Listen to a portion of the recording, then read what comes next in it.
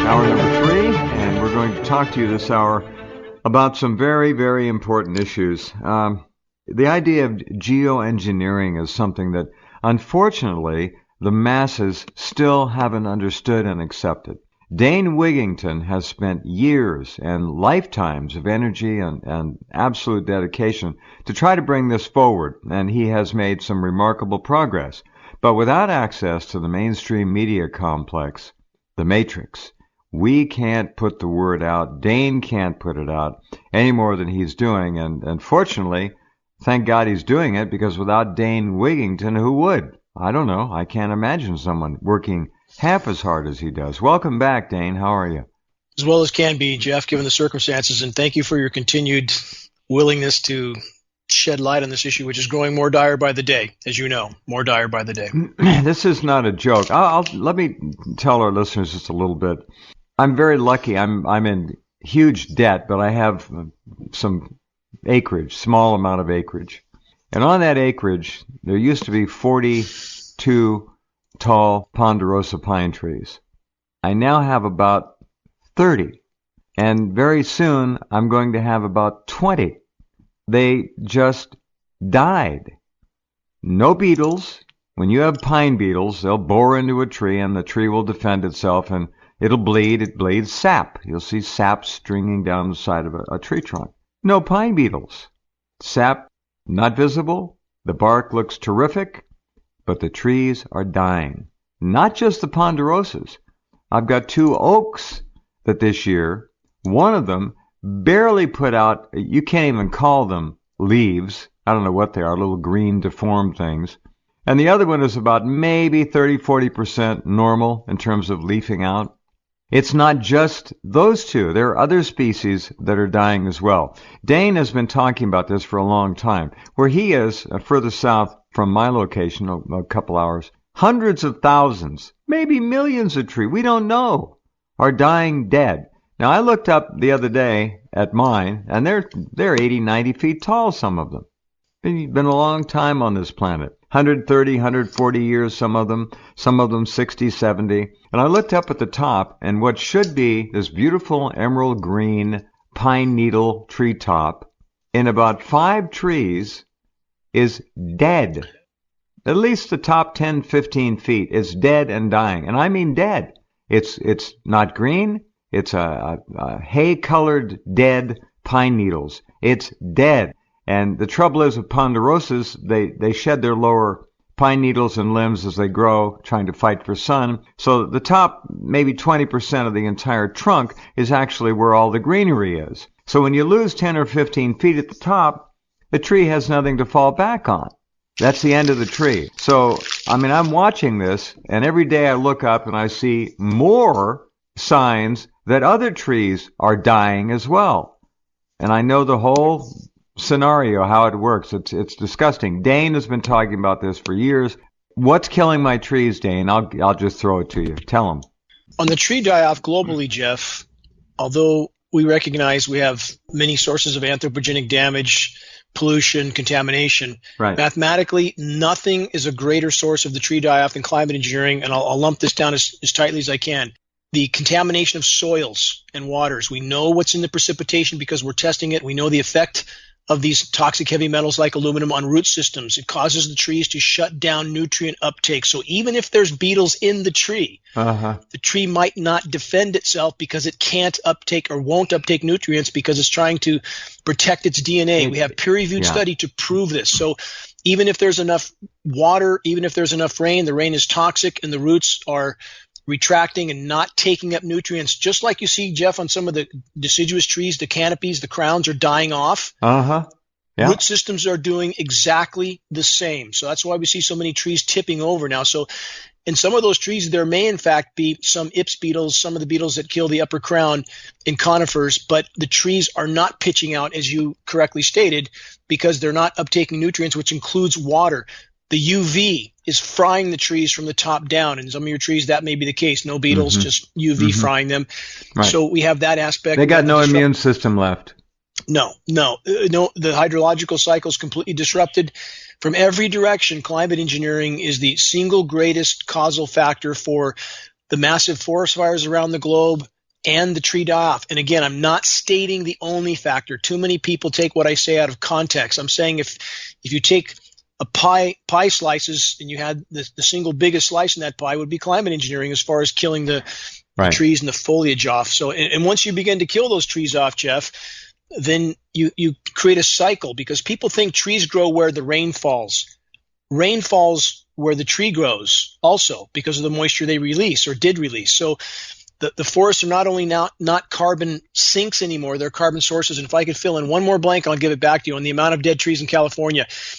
They're all over the board, their statistics, because they're trying to downplay the severity. So we have articles, and your listeners can look this up, as far back as 2016 stating 100 million trees dead in California alone. 2 years later, 2 years later, we have the same statistic. Well, how can that be if they've been dying at an even more accelerated rate for the last 2 years, and yet the figure's the same? Obviously, that's wrong. And I would estimate that the actual figure is probably at least 5 times that high, 500 million trees at minimum. It's off the scale.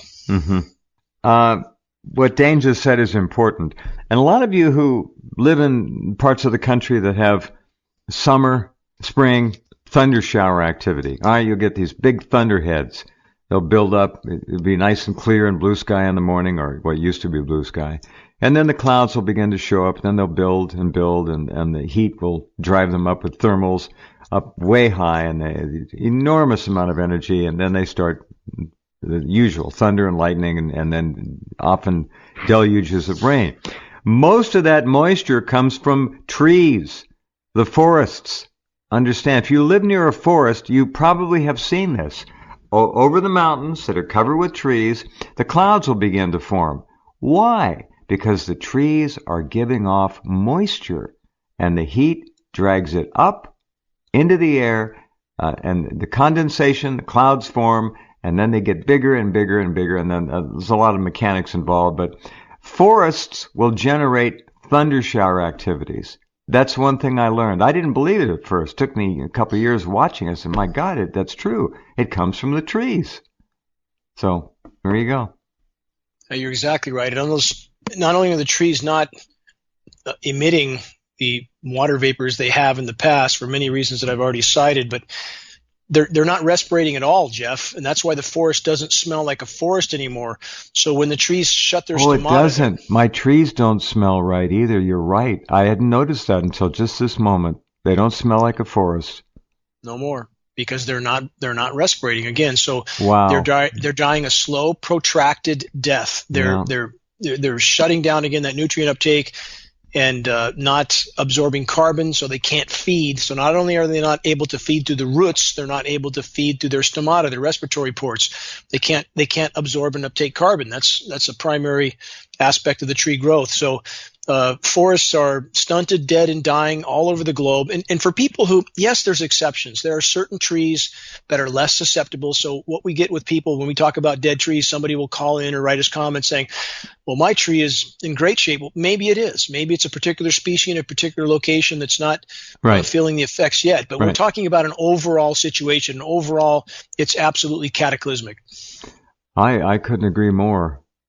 I couldn't agree more. There are so many things now in the atmosphere that are going, remember, into the soil via the rain, and they're being uptaken by all living flora. I don't care what it is, shrubs, grasses, trees, doesn't matter.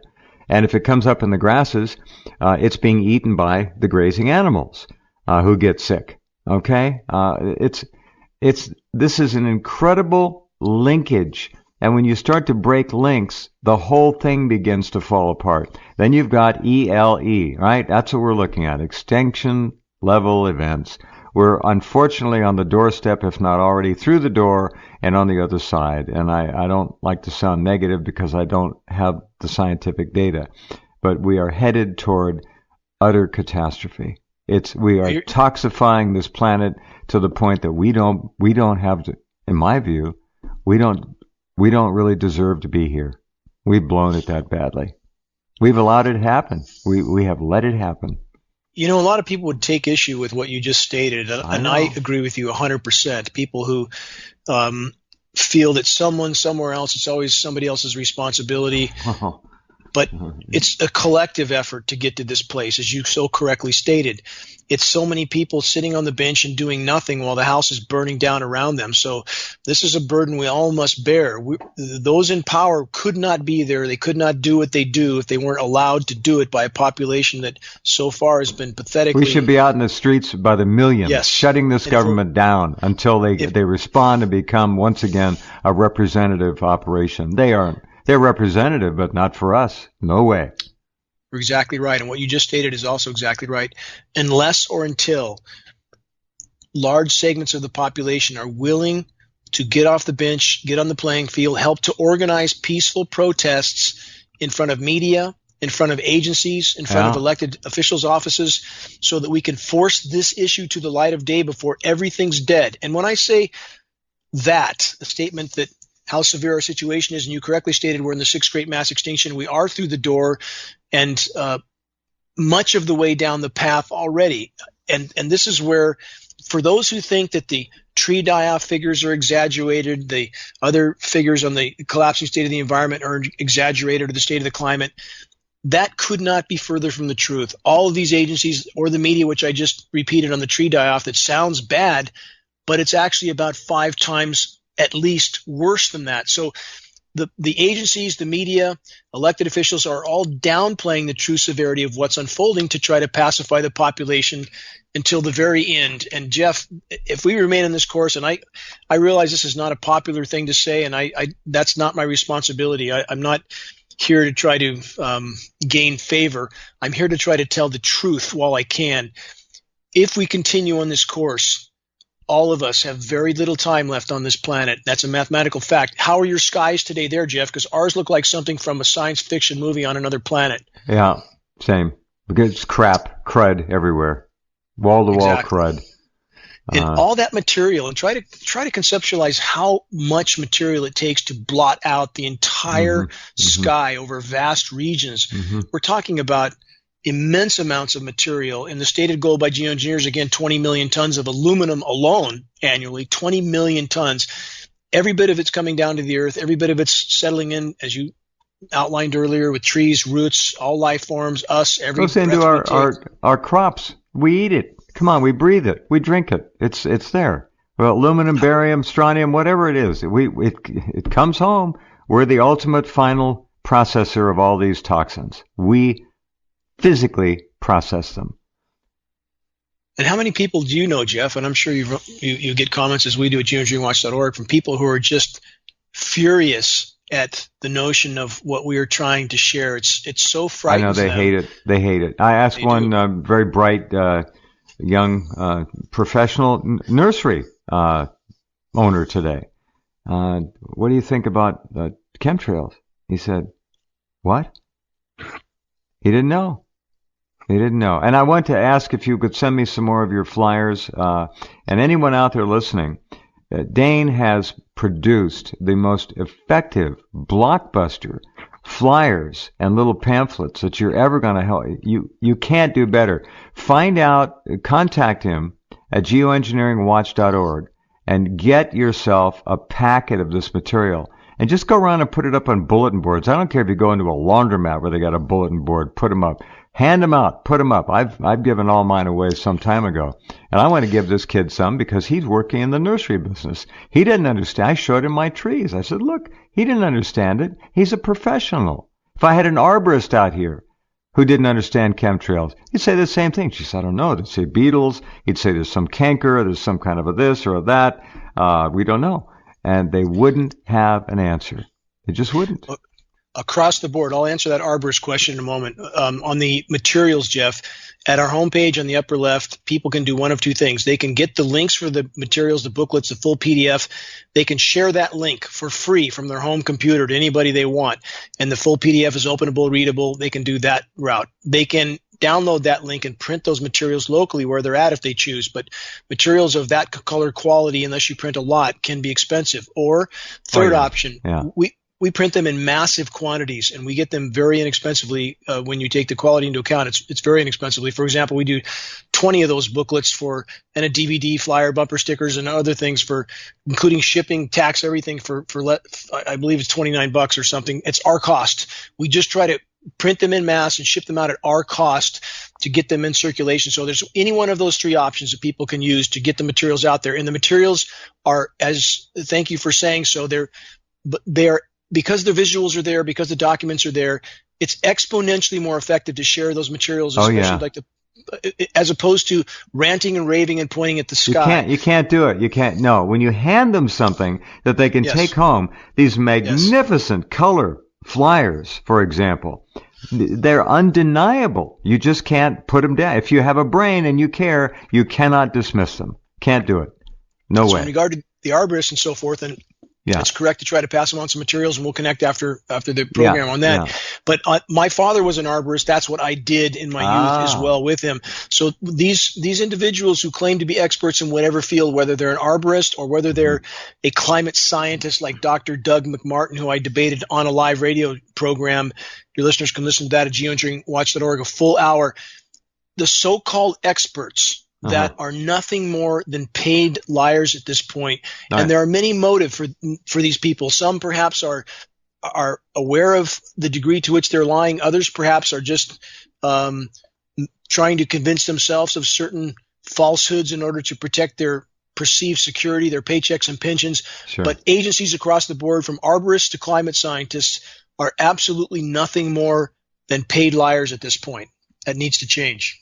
Couldn't agree more. There's another issue, and it's tied into geoengineering. It's also tied into Fukushima.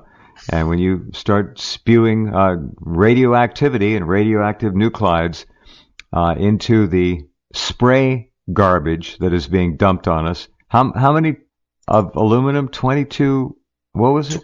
The stated goal by the world's most recognized geoengineer, Dr. David Keith from Stanford University, was a goal of deploying and spraying globally 20 million tons of aluminum nanoparticulates annually. Good God. This is nano. This is small. Yep. This means goes into the environment as in permanently, okay? It's not washed away, can't be collected. It's nano. Wow. All right. The radiation is a huge issue. I've been on this, of course, from the beginning with Yoichi Shimatsu and later on Dana Durnford and working with Dane all the way through this. The radioactivity has kicked us even further through the door of the extinction level event. I've got under the Fukushima featured box on the right-hand side of the homepage, you'll find a story that says, no more bugs, no more birds. All right? When I moved to where I am now, 20 years ago, rounding it off, in the morning, Dane, and you'll remember this, at 5:30 in the morning in the summer, it's the first light, the birds would start. And there were so many birds here, they'd wake me up. At birds chirping, songbirds, everything, 5, 6, 7 a.m. A symphony of beautiful sound. There's nothing left.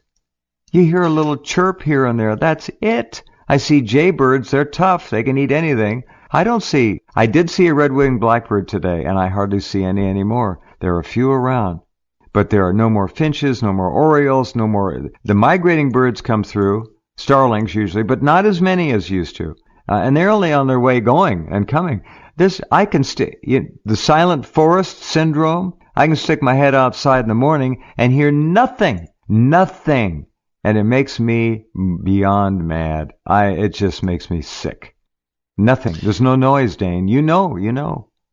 It's exactly the same as we described here on this end too. And our forest, as recently as 10 years ago, if I slept out in the woods overnight, it sounded like the tiki room at Disneyland. Yes, I don't know if you know what that is. In the morning. Birds everywhere. Now there's nothing. And so this is where, Jeff, for those that are listening and thinking perhaps, again, someone somewhere is moving the ball up the field, that somehow this will magically work itself out.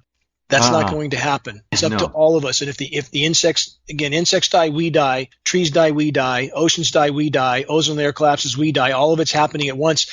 And this is how advanced we are. And Jeff, I believe, you remember, because you put me on the air the day we posted my UV. I called you and you put me on the air immediately because our site had been taken down. It was taken down 8 times over the course of 3 days. That's right. You put me on the air that day to get the word out when we finally posted our UV data, because we were certain of it, that we were getting massive amounts of UVB and even UVC in the surface, which is sterilizing the planet, killing insect populations.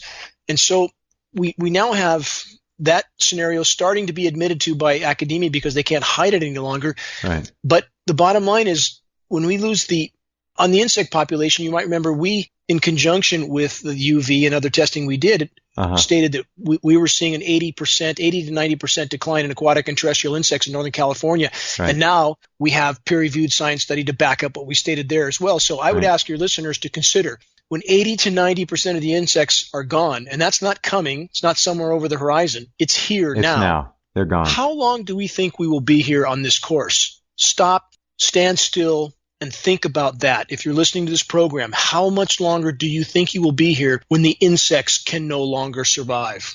You see the story today I ran?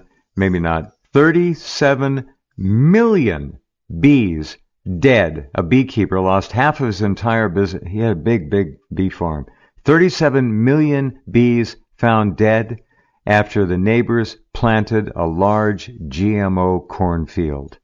I saw that, and certainly from every direction, as you correctly stated, we are not behaving as a species that wants to survive. No. And so, we have the massive impacts from the farm chemicals, glyphosate and so forth, the radio frequency signals, but there's back to another issue again, back to the aluminum contamination of the insects and the bees, which we again stated on the record at GeoWatch, even to beekeepers as far back as 7, 8, 9 years, that there was another factor, a much bigger factor, which was heavy metals. And they chose not to aluminum, but now we have peer-reviewed study to back that up as well. Yeah, and GMOs kill bees and insects and wildlife. They kill cows in India, and farmers who lose everything in India are actually killing themselves. What do? They go out in the middle of a field and take a bottle of Roundup, glyphosate, and drink it and die. That's how they commit suicide in India. This is a true story. Now, Bayer has absorbed, the merger with Monsanto, and Bayer announced today that they're going to dump the brand Monsanto. The name will no longer exist. So Bayer's going to get rid of Monsanto. It's so negatively attributed to so many things now, they have to. So there's big business yielding right away to common knowledge that we need to share with everybody. 37 million bees found dead after a planting of a large GMO cornfield right next door to where all the hives were. GMOs kill. Back in a minute with Dane.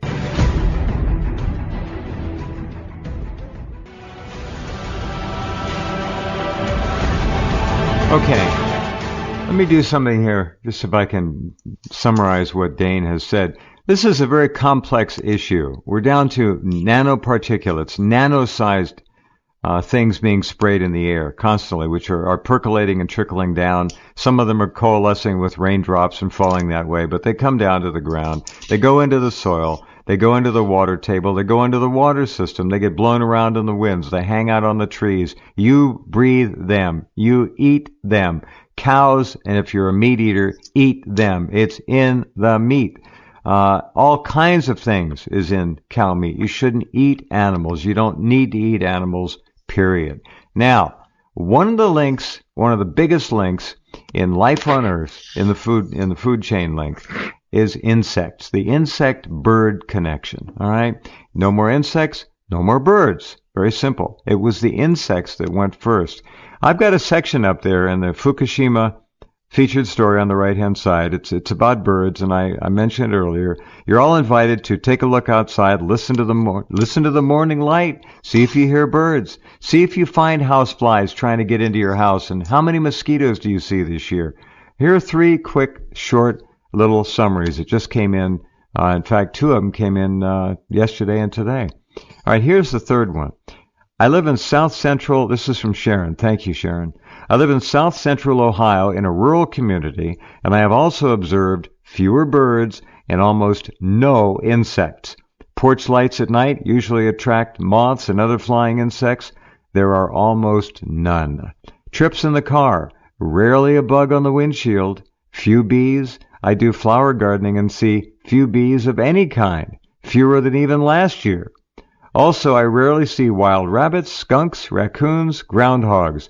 For several years now, I have not seen turtles crossing the roadways. Years ago, I rescued many, many turtles crossing busy roads, carrying them across the road in the direction in which they were traveling. Squirrels seem to be doing okay. I struggle with my own energy level being low. As one. Here's another one. It's a little shorter. Hi, Jeff. I'm 67. In Alaska my entire life, I have a knack for noticing things others do not. In 2010-2011, I began to realize that the bug populations were dramatically decreased, to say the least. I was, for the next few years, living and working in different locations outside of the hometown of Fairbanks. In other words, locales that would certainly have a lot of bugs being that far from the city. Still, there were very few bugs. Some say mosquitoes are thick about 20 miles out, but what they don't know is it used to be 10 times worse, easy.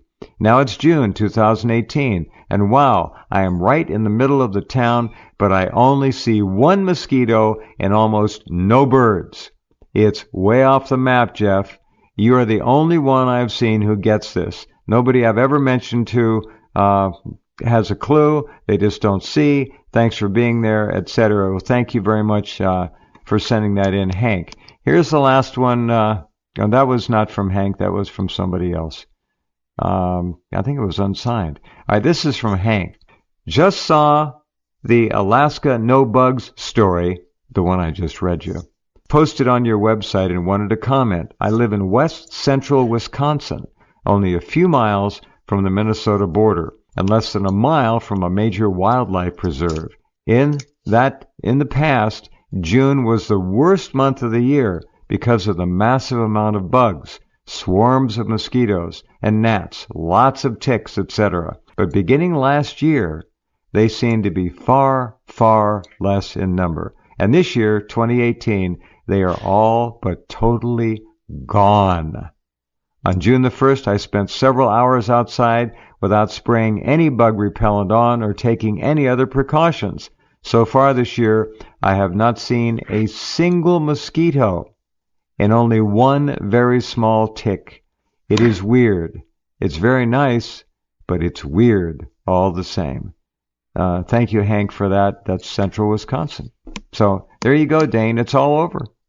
And for those who live in areas, again, where people might have ticks in a particular area or more mosquitoes, we're talking about a global overall scenario, and people are not prone to consider that. They consider only their immediate surroundings, Jeff, and that's why the climate engineers are engineering the weather whiplash cool downs with patented processes of chemical ice nucleation, which causes an endothermic, an energy-absorbing reaction in the atmospheric moisture where there's enough available.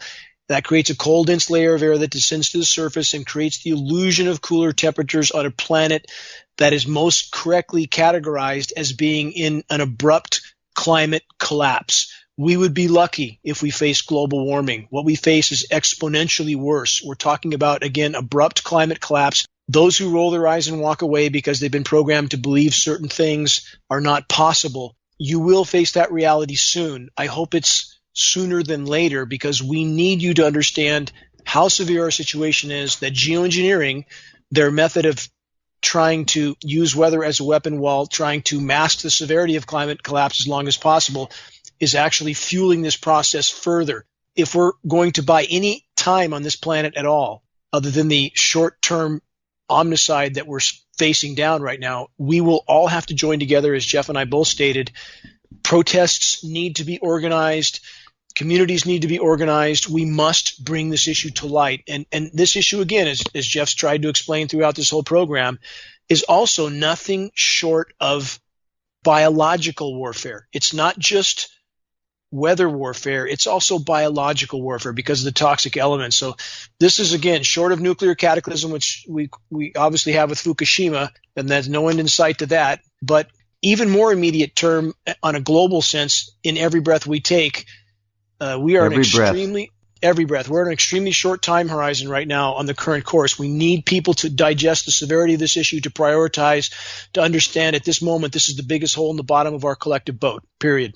I look up today and I know we should be seeing beautiful, clear blue skies. Yesterday, I watched jets going north and south. They go south off the coast and north inland. It's the Pacific Flyway up to Seattle and Portland and so forth.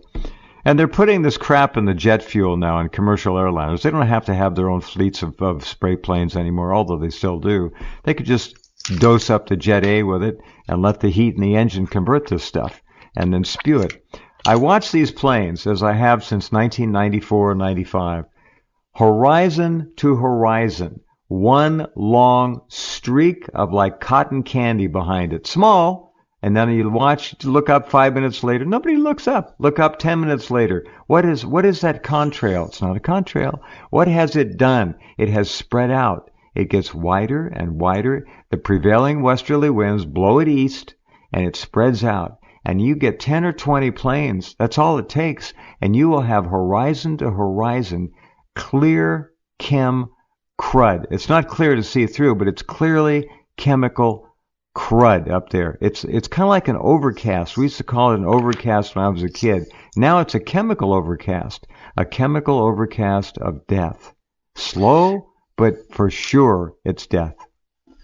Certainly the fuel additives appear to be a part of the process that would equate to the more consistent, shorter dispersions that for many are still mistaking as a condensation trail, which is not. Even the shorter bright trails are still a particulate dispersion. But even on the commercial aircraft, in addition to likely fuel additives, we do have sprayed dispersions going on as well.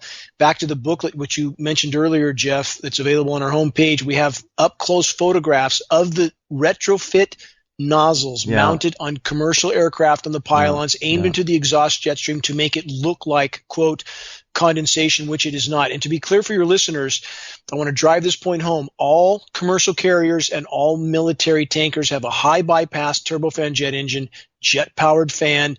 85% of the air that passes through that engine is non-combusted. That engine is almost incapable of making any condensation trail except under very rare circumstances. We are not seeing condensation. And on the heat, Jeff, although they can create short-term toxic cooldowns, it is, in an overall context, further fueling the planetary meltdown. And this is a very immediate meltdown, not over millennia, not over centuries. It's happening right now by the day. It's happening fast. Did you see the temperatures in Mexico, Jeff? Did you see the melted street lights and so forth? No. What happened? Take a look. This is a new report that's out, but in Mexico they're hitting temperatures pushing 125 degrees, 122 to 125 degrees officially, and there's photographs of the plastic shrouds on the streetlights literally melting. Wow. I'm looking here. Hold on.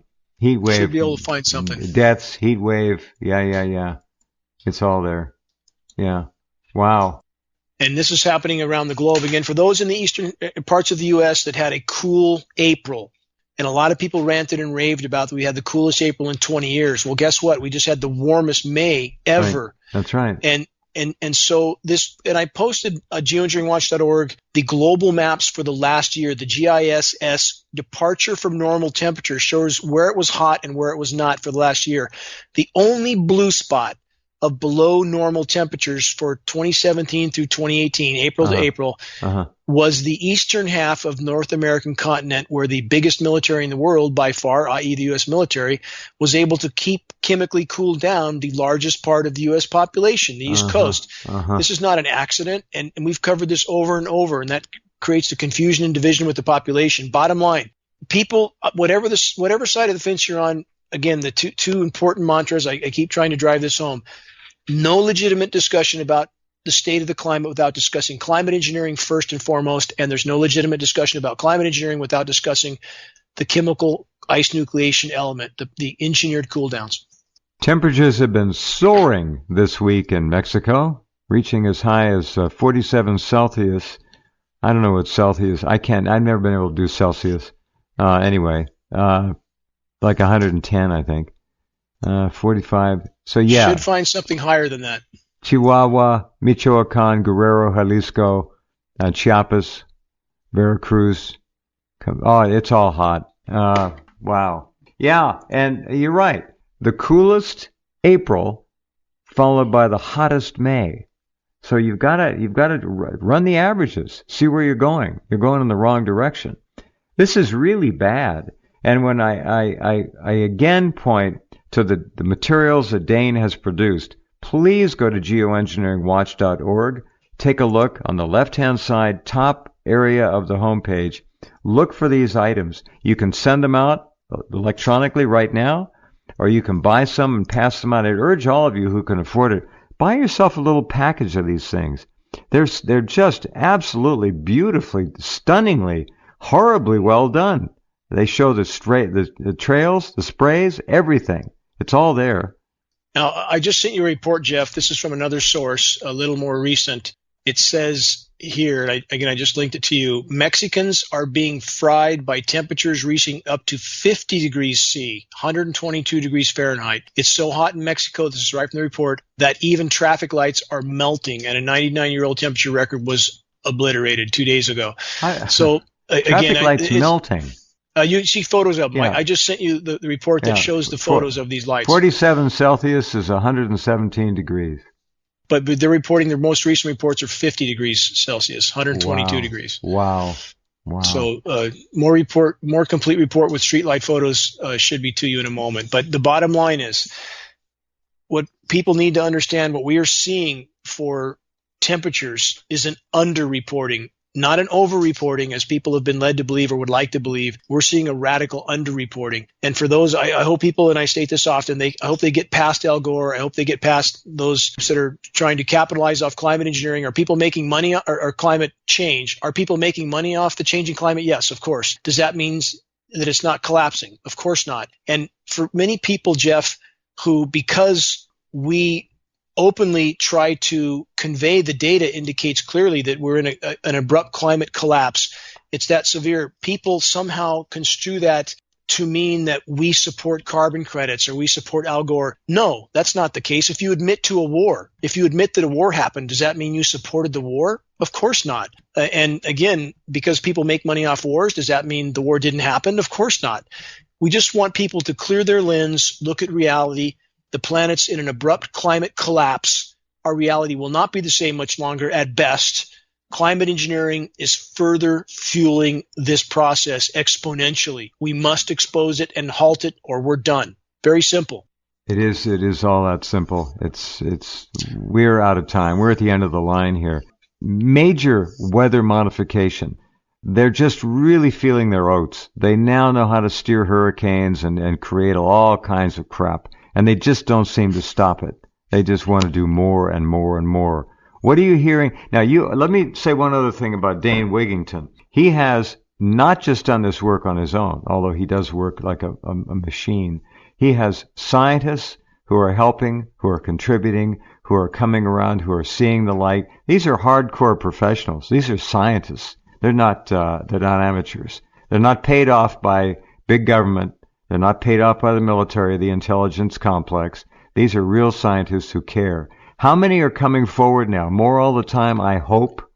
We have more behind the scenes than we do above the scenes. For them to step out of the shadows now, Jeff, is a very serious threat. We had a former Senate Armed Services Committee member communicating with us. He was making a lot of waves by passing on our materials. His line has been disconnected as of today.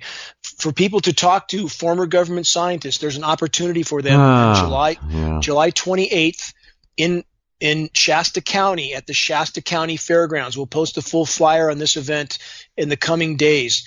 But on July 28th, there will be a free to the public full presentation update, geoengineering and the state of the world. There will be former government scientists there, at least 3. And one of those is a former EPA whistleblower that was fired for trying to bring geoengineering to light. He's now dying of cancer, but he will be there as well to give his testimony, so people can meet these people, or they can meet these experts themselves. Again, the July 28th, Shasta County, California, Shasta County Fairgrounds, geoengineeringwatch.org, free event, free materials. Everything is free. We're simply trying to sound the alarm. We'll post more data on that in the coming days. Wow. Congratulations. I don't know how you do it, but you keep at it. Are you getting any direct, shall we say, interference in your life? I know you were. Social media, we've had a few things happen, certainly would indicate, a shot across the bow over the last years. But social media now has all but cut us off. And we had a statement, which I'll report on more this weekend, from Facebook's chief security executive at a NATO meeting that is more or less stated on the record that Facebook exists to propagate the official narrative on everything and to suppress anything that's not the official narrative. So that's where we are living in a world that nothing is left to chance. It is all controlled. Controlled. Yes. A to Z. Controlled. Not cradle to grave anymore. Pre-cradle, pre-birth to grave. That's the control. They are controlling everything, and they're not going to stop. They have technology that is 20, 30 years down the road from what they'll ever admit, and dealing with this can be very dangerous. I again say, though, until and unless the people figure it out that they are in an extinction-level event, and it's getting worse. When I see these millions of bees dead just next to a GMO cornfield, man, you start thinking about all the corn syrup, the high fructose corn syrup, all the products made from corn oil. It's all GMO, and it's in so much of what they call food for the average American. I'm an organic vegan, and that's what's keeping me alive and healthy. If I ate the average American diet, I don't think I'd be here now. I'd have developed some catastrophic disease long ago, or had been given it. Well, what's horrible now, Jeff, as you correctly stated earlier, no matter how careful any of us are, we have to breathe. We're breathing this stuff in with every breath. And I stress that everybody listening, and people are trained to feel they're helpless, they can't make a difference, so why try? Not true. Not true. If everybody picked up this torch and carried it, and we need people to do that at a grassroots level. We need grassroots activism. If you have effective materials, credible materials. I stress that point, credible materials. And our materials have verifiable data on them from cover to back, NASA photographs, documents, everything you need to wake those up around you. If people can help wake up their circle, ask those people to do the same. If everybody pulled together, we would get this issue to light. And if we get it to light, Jeff, we will cause a shockwave around the globe. We will overturn the current paradigm. Not that our challenges are over, but we'll have taken a quantum leap in the right direction. We need to make that leap soon, or we won't have the opportunity. No, it'll be gone. What are you getting by way of support internationally? What other countries are particularly keen on this, or at least where you have friends and colleagues who are doing the kinds of things you're doing? Who else is on top of this? There are people in many countries. We hear from people from many different countries, and now we're trying to circulate our data in other countries. We're more or less, from some social media platforms like Facebook, we're more or less banned from U.S., Israel. Those are two countries from which we are particularly banned from circulation. Funniest thing. They send us notices, so we're not guessing on that. I'm not making it up. So the bottom line is we have people in many countries. We have Polish translated flyers, Spanish translated flyers. We have a full site on the website with some translations there, Jeff. Terrific. I saw a video recently about, I guess it was German, about chemtrails. Did you see that? Maybe it was German. I've seen several from there, yeah. Yeah, just amazing. Heavy, heavy duty stuff. Go to Dane's site, geoengineeringwatch.org. Look on the home page, top left. Get yourself some of the flyers, either electronically or get some so you can hold on to them. When you show them to people, I've seen people's jaws, they just kind of stare. They can't believe it. That's going on up above, and if it's one of those spray days, I simply say, look up, and they can't believe it. People just don't do that. Dane, stay well, be safe, thanks for being here, and I'm here to help anytime. Thank you, my friend. Okay, good night. Dane Wigington, geoengineeringwatch.org. All right, serious stuff. Back with you tomorrow night, on Wednesday already. Wow. Talk to you then. Take care.